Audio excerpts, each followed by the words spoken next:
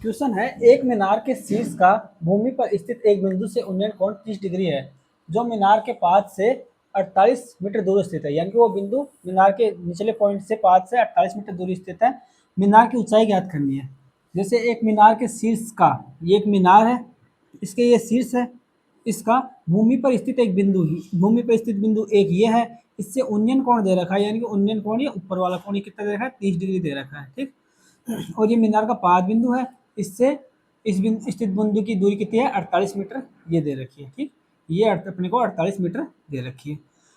और ये मीनार का शीर्ष हो गया।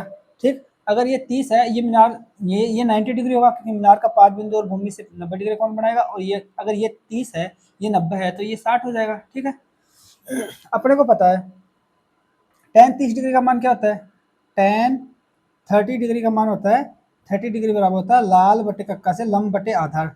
ऊपर तो लंब आएगा, आधार बराबर होगा 1/√3, ये आएगा 1/√3। tan 30 डिग्री का मान 1/√3। इसका मतलब ये लंब तो क्या हो जाएगा, 1 यूनिट है, तो आधार कितना हो जाएगा, तो √3 हो जाएगा। ठीक है, ये बोल रहा है। अपन को पता है जो कोण देखते हैं उसके सामने की भुजा तो लंब होती है, यानी कि ये तो हो गई लंब। और ये 30 डिग्री के लिए देखा था ना, तो 30 डिग्री के सामने की होगी लंब, और ये हो जाएगी आधार पास वाली। ठीक है, ये आधार हो गई। ठीक, आधार का रेशियो कितना है, √3 है। ठीक है, और लंब का रेशियो कितना है, 1 है। लंब का रेशियो कितना दे रखा है, 1 दे रखा है। अब एक बताओ, लंब का 1 और आधार का रेशियो √3 है, और अपने को पता है कर्ण का ये √3 ये 1 है, तो ये 2 हो जाएगा समकोण त्रिभुज में, ये 2 यूनिट हो जाएगा। ठीक, इसका रेशियो यानी कि समकोण त्रिभुज में लंब का रेशियो 1:√3:2 हो गया। अब अपने को पता है यही क्या है, ये इसका 48 है, यही 48 है, तो ये कितना गुना है, 16√3 गुना है, ये इसका 16√3 गुना है, मतलब ये भुजा भी 16√3 गुना ही होगी। इसको भी 16√3 गुणा करे तो लंब आ जाएगा, यानी कि ये आ गई अपना लंब 16√3, ये आ गए पूरा मीटर में। ठीक, और इसी प्रकार ये भी ज्ञात करना चाहें तो ये भी कितनी होगी, 16√3 गुणा होगी। ठीक, तो गुणा में 16√3 का 16 32, 32√3 आ जाएगा इसका मान। इसका मान कितना आ जाएगा, 32√3, इस पूरी का, यहाँ से लेकर यहाँ तक। अपने को क्या पूछा था, सिर्फ यही पूछा था ऊंचाई मीनार की ऊंचाई कितनी है, ये 1 यूनिट मतलब 16√3। ठीक, तो मीनार की ऊंचाई कितनी आ गई, 16√3। ये अपना आंसर हो जाएगा, और ऑप्शन में ऑप्शन नंबर डी हो जाएगा।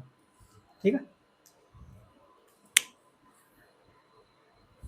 या फिर एक और चीज देख सकते हैं, जैसे कोई समकोण त्रिभुज होता है ना, समकोण त्रिभुज होता है, उसमें क्या होता है, ट्रायंगल अगर एक कोण 30 है, दूसरा अगर 60 है, और तीसरा 90 है, तो 30 डिग्री के सामने वाला, तो उसकी भुजाओं का रेशियो क्या होता है, 30 डिग्री के सामने तो 1 होगा, और 60 डिग्री वाला √3 हो जाएगा, और ये 2 होता है। अपने को √3 का मान दे रखा था, कितना दे रखा है, 48।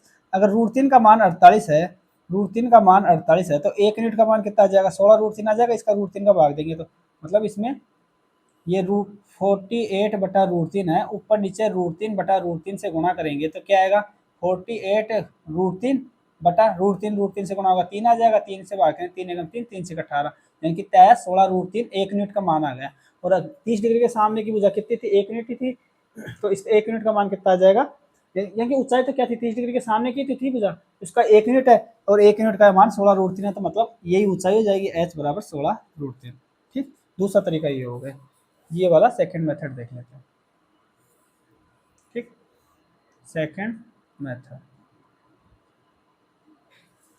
ये भुजाओं का रेशियो है, भुजाओं का रेशियो। ठीक है,